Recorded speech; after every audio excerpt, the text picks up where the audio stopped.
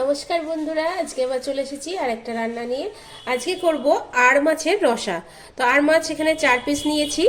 আর এই মাছটা অনেকে অনেক রকমভাবে বানিয়ে থাকেন, কিন্তু আমি আজকে একটু অন্য রকমভাবে বানাবো।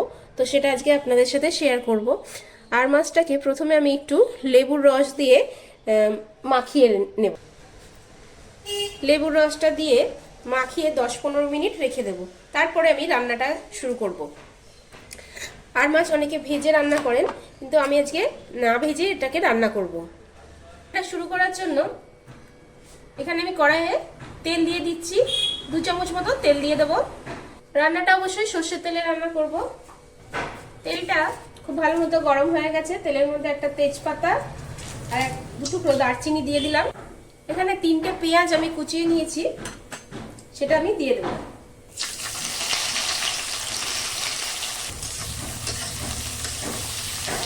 পেঁয়াজটাকে এবার লাল করে ভেজে নেব।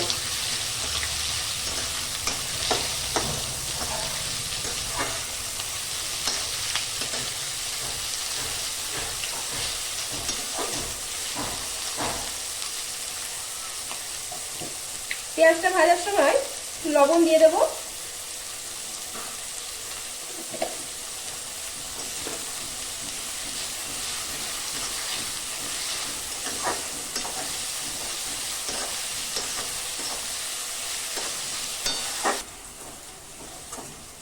পেঁয়াজটা লাল করে ভাজা হয়ে গেছে। এবার এখানে টমেটো কুচি নিয়েছি একটা,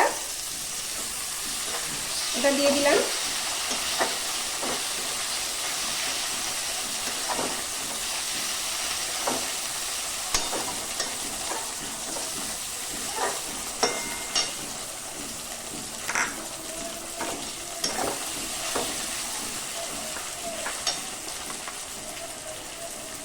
হাফ চামচ লঙ্কা গুঁড়ো আর হাফ চামচ হলুদ গুঁড়ো দিয়ে দিলাম।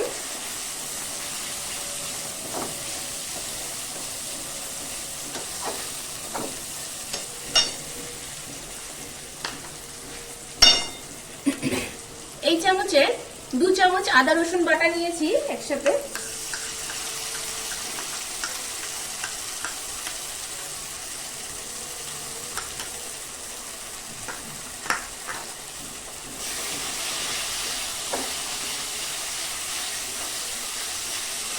মশলাটা এবার ভালো মতো কষিয়ে নেব। আর 2টো কাঁচা লঙ্কা নিয়েছি, ওটাও দিয়ে দিলাম।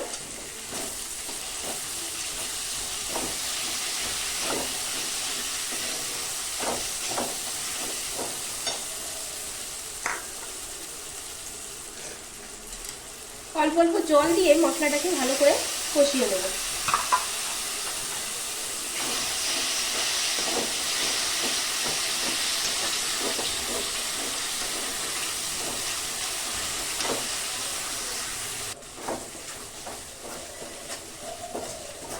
এখানে 1 চামচ জিরে গুঁড়ো নিয়েছি, ওটা দিয়ে দিলাম।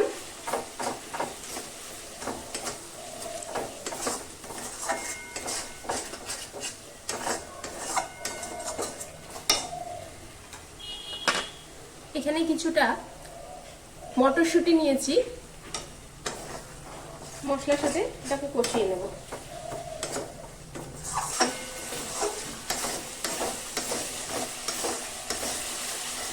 মশলাটা বেশ ভালো করে কষানো হয়ে গেছে। এবার এখানে যে মাছগুলো আমি নিয়েছিলাম, সেই মাছগুলো আমি দিয়ে দেবো।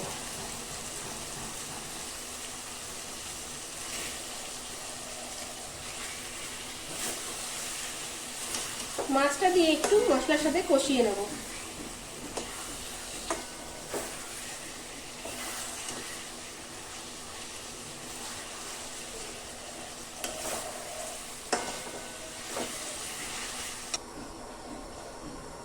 মাছটায় আমি একটু জল দেব।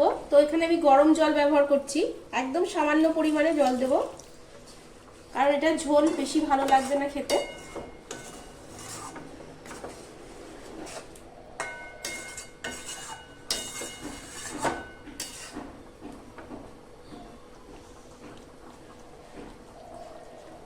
ঢাকা দিয়ে মিডিয়াম টু লো ফ্লেমে আমি একটু রান্না করে নেব।